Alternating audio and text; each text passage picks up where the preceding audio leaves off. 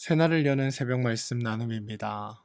오늘은 2024년 11월 12일 화요일이고 말씀을 전하는 저는 강민 목사입니다. 오늘 하나님께서 우리에게 주신 말씀은 마태복음 5장 17절로부터 20절까지 말씀입니다. 내가 율법이나 선지자를 폐하러 온 줄로 생각하지 말라. 폐하러 온 것이 아니요 완전하게 하려 함이라. 진실로 너희에게 이르노니 천지가 없어지기 전에 율법의 1.1획도 없어지지 아니하고 다 이루리라. 그러므로 누구든지 이 계명 중에 지극히 작은 것 하나라도 버리고 또 그같이 사람을 가르치는 자는 천국에서 지극히 작다 일컬음을 받을 것이요 누구든지 이를 행하면 가르치는 자는 천국에서 크다 일컬음을 받으리라. 내가 너희에게 이르노니 너희의 의가 서기관과 바리새인보다 더 낫지 못하면 결코 천국에 들어가지 못하리라. 마태복음 5장 17절로부터 20절까지 말씀입니다.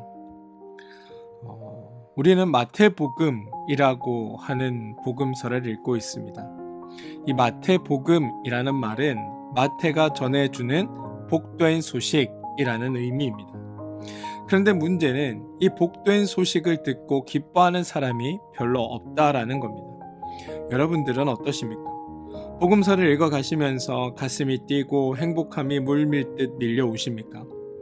우리가 복음서를 읽으며 이 복된 소식을 들으며 기쁘지 않고 행복하지 않는 이유가 있다면 그건 무엇일까요? 흔히들 우리는 복음서를 읽으면 이런 생각들을 하게 됩니다. 성경에서 말하는 복음을 들어보니 복을 주겠다고 하면서 이렇게 행하라 저렇게 행하라 라고 말합니다. 그러면 어찌어찌 해주겠다라고 이야기합니다. 그래서 그걸 듣고 해보니까 하는 그것이 보통 어려운 게 아닙니다. 복음이라고 해놓고 복음이 복음되려면 불가능한 것을 하라고 이야기하는 듯합니다. 오히려 해야 될 일들이 너무 어려워서 나를 놀리는 것은 아닌가라는 생각이 들 정도입니다. 뿐만 아닙니다. 복음이라고 해서 들어보니까 다 명령하는 것처럼 들립니다. 복을 주겠다는 빌미로 너는 복을 받았으니까 은혜를 갚아야 한다라고 말합니다. 은혜를 갚아야 하기에 너는 이런 일을 해라 저런 일을 해라 라고 말합니다. 하나님의 명령이 끝없이 쏟아져 나오는 것 같습니다. 그래서 복음을 들었는데 나에게 자유와 안식과 평화와 기쁨이 생기는 것이 아니라 부담되고 짐만 늘어나는 것 같은 느낌이 들 정도입니다. 이런 상황이 지금 우리의 상황입니다. 그런데 여러분, 이건 하나님의 말씀에 대해 하나님의 마음과 하나님의 뜻에 대해 하나님에 대해 전적으로 오해하고 있기 때문입니다. 하나님을 잘 모르기에 생기는 일입니다. 성경은 여러분, 복음을 말하며 조건을 달지도 복음을 말하며 명령을 달지도 않습니다. 그렇게 하는 건 하나님의 방식이 아닙니다. 복음이 복음되려고 하면 조건이 주어지거나 명령이 주어지는 것이 아니라 우리가 찾지 못할 때, 우리에게 그런 좋은 것이 있는지도 몰라 우리가 원하지도 못하고 있을 때, 우리에게 정말 필요한 것이 무엇인지도 우리 스스로도 모르고 있을 때, 우리에게 반드시 있어야 할 것, 우리에게 꼭 필요한 것, 우리가 가지고 있는 문제들, 그 모든 것을 다 해결해 놓고 우리에게 와서 너에게 필요한 모든 것들이 이루어졌고 너에게 있어야 할 것들을 너에게 주었으니 그것을 받아 누리라고, 하나님의 일하심으로 인한 결과가 너희에게 완성과 성취로 주어졌다고 선언되어야 그게 복음이 되는 겁니다. 그래서 주님의 말씀을 듣고 하나님의 이루심을 들으면서 내게 이런 일들이 이루어졌구나, 내게 이런 일들이 완성되었구나, 그래서 나는 이런 존재가 되었구나, 정말 잘 되었다, 정말 신난다, 정말 행복하는 그 환호와 감격과 찬탄이 쏟아져 나와야 하는 겁니다. 그게 하나님의 복음인 겁니다.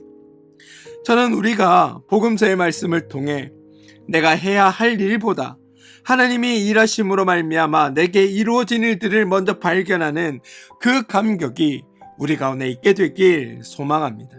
오늘 본문은 예수님의 말씀 속에서 서로 다른, 다시 말해 모순된 가르침을 우리 가운데 주는 것처럼 들리기도 합니다.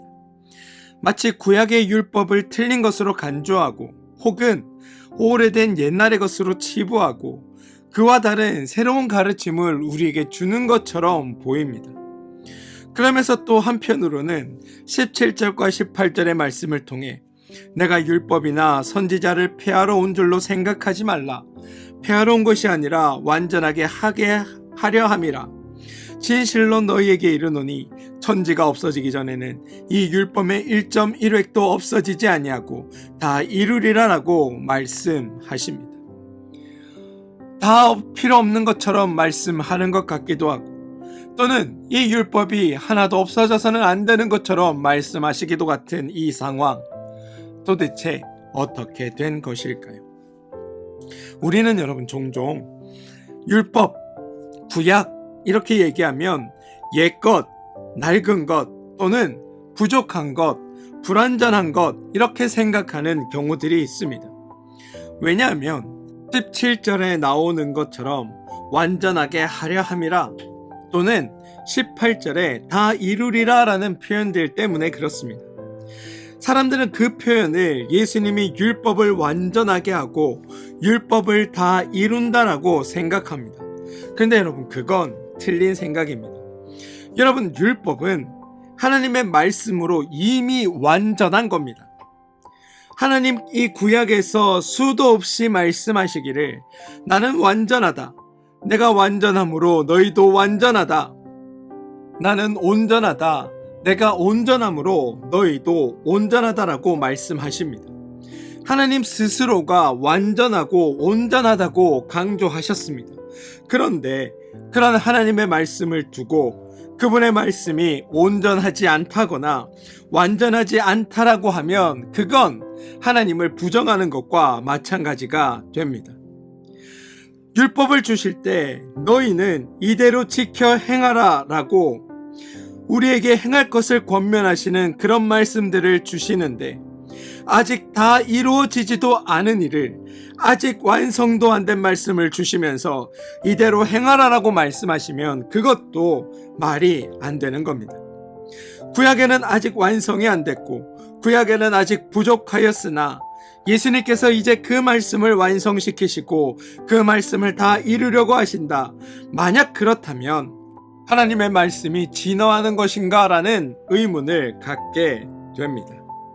여러분, 오늘 본문에 완전하게 하다 또는 다 이루다라는 그런 표현은 율법 자체를 완전하게 하거나 율법 자체를 이룬다라는 말씀이 아닙니다. 그 율법, 그 하나님의 말씀을 누구에게 완전하게 하며 누구에게 다 이룰 것이냐라고 하는 대상에 관한 말씀인 겁니다. 무슨 말이냐 하면 내용으로는 하나님의 말씀, 즉 율법이 있습니다. 그리고 그 율법 자체로는 완벽하고 온전한 겁니다. 그런데 중요한 건 그 하나님의 말씀이 적용되어야 하는 사람, 그 하나님 말씀이 적용되고 그 사람에게 구체적으로 실천되고 성취가 되어야 하는 겁니다. 율법은 온전하고 완전하지만 그 율법을 누려야 할 우리는 온전하지 않고 완전하지 못한 겁니다. 그러다 보니 우리가 그 온전한 율법을 제대로 적용하지 못한다는 겁니다. 다시 말해 율법이 온전하지 않기 때문이 아니라 사람이 문제였던 겁니다. 만약 율법이 문제였다면 예수님은 그냥 율법만 고치시면 됩니다. 그리고 율법만 고칠 문제라고 한다면 하나님의 아들이 육신을 입고 이 땅에 오지 않으셨어도 됩니다. 마치 구약에서 하셨던 것처럼 하나님이 시내산이나 호렙산 같은데 혹은 예루살렘 근방에 있는 어떤 산으로 세례 요한을 부르시거나 현재 이스라엘 대제사장 중에 사람들에게 존경받는 누구 한 사람을 불러 이러이러한 율법으로 바꾸어라라고 말씀하시면 될 일입니다. 그런데 하나님은 율법이 아니라 사람이 문제라는 걸 아셨습니다. 율법은 완벽하고 완전하지만 그 율법을 적용하며 살아야 할 사람이 완전하지 않다는 걸 아셨다는 겁니다. 율법은 온전하고 완전한데 그 율법을 적용하고 실천하고 누려야 할 사람이 문제였다는 겁니다.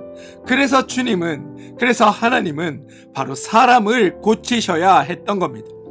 그리고 사람을 고치기 위해 예수님이 오실 수밖에 없었습니다.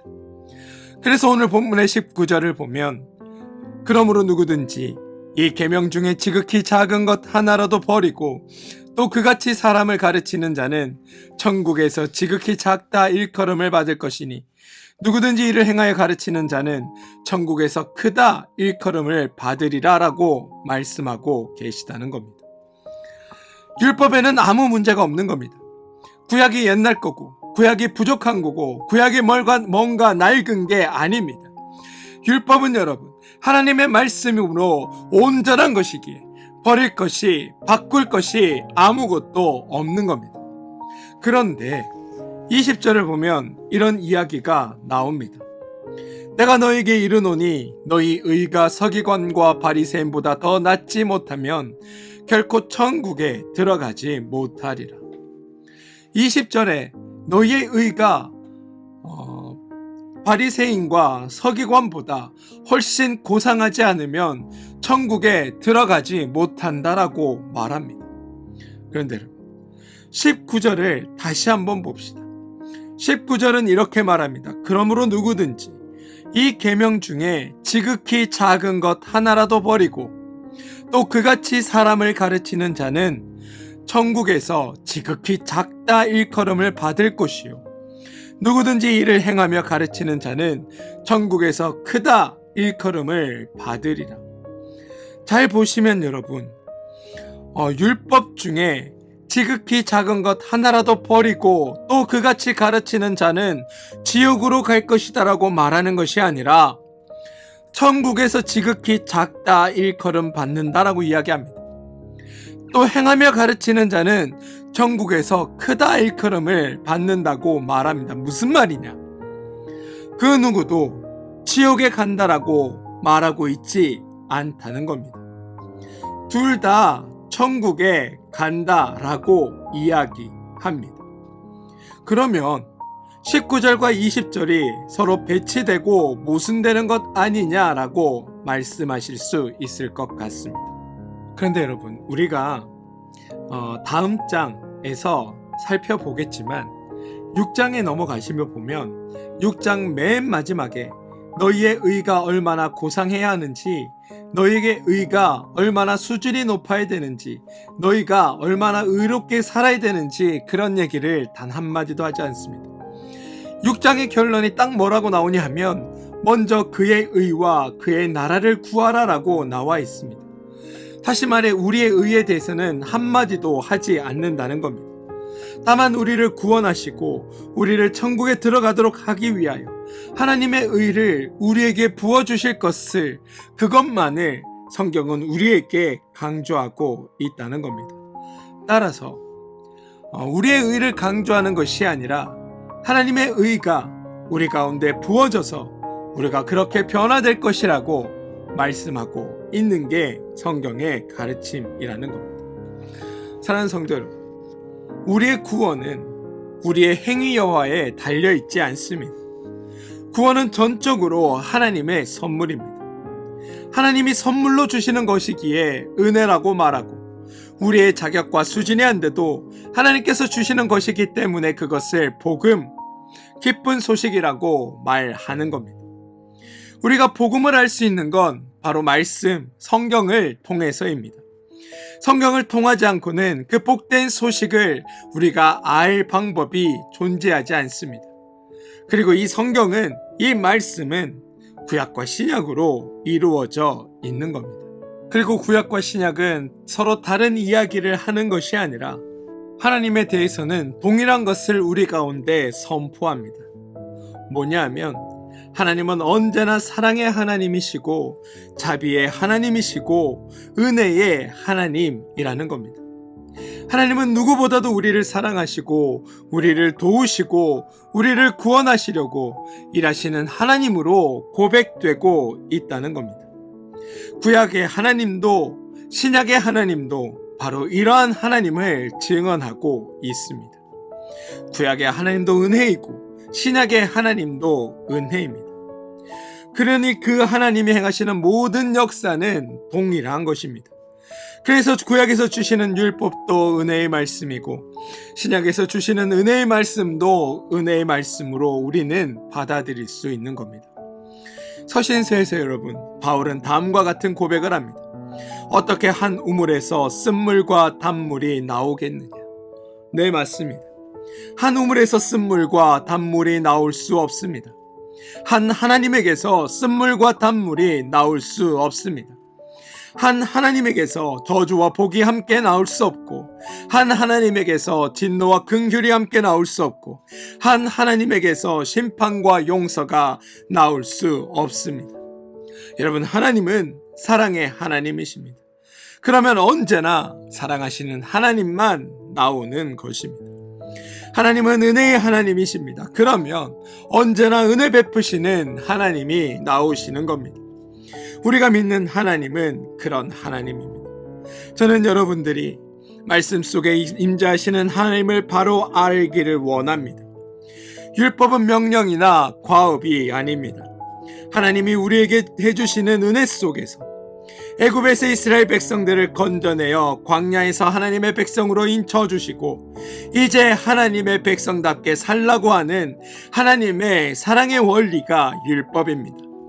많은 사람들이 오해합니다. 율법을 어겨서 심판받고 율법을 어겨서 죽는다라고 생각합니다. 그런데 여러분, 율법을 어겨서 죽는 것이 아니라 율법을 지켜서 사는 것입니다. 율법을 어겨서 심판받고 저주받는 것이 아니라 율법을 지켜서 복을 받고 은혜의 자리 가운데 나가게 되는 겁니다. 하나님은 심판하고 저주하기 위해 율법을 주신 것이 아니라 우리가 그 율법을 지킴으로 말미암아 생명을 얻고 은혜를 받고 복 가운데 나아가도록 하나님은 그 율법을 주셨다는 것을 기억하시기 바랍니다. 하나님의 말씀은 멀쩡한 사람을 죽이는 법이 아닙니다. 죽을 수밖에 없는 사람을 살리는 법이 하나님의 말씀이고 율법임을 기억하시기 바랍니다. 사는 성도 여러분, 율법에 담긴 하나님의 사랑과 은혜를 저는 여러분들이 깨달으시길 바랍니다.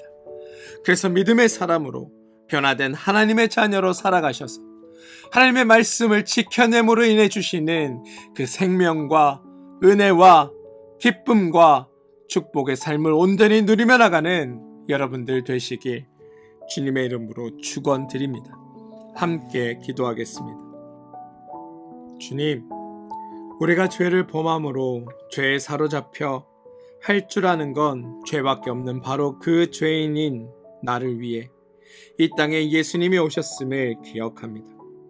그 예수님이 오심으로 나를 죄인에서 의인으로, 죄인에서 성도로, 죄인에서 하나님의 자녀로 변화시켜 주셨음을 고백합니다. 예수님이 오심으로 인해 약속이 성취되었고 그로 말미암아 하나님의 자녀가 되었고 하나님의 백성이 되었습니다. 이 사실에 감격하고 기뻐하는 믿음의 사람들 되게 하여 주시옵소서. 예수님의 이름으로 기도합니다. 아멘.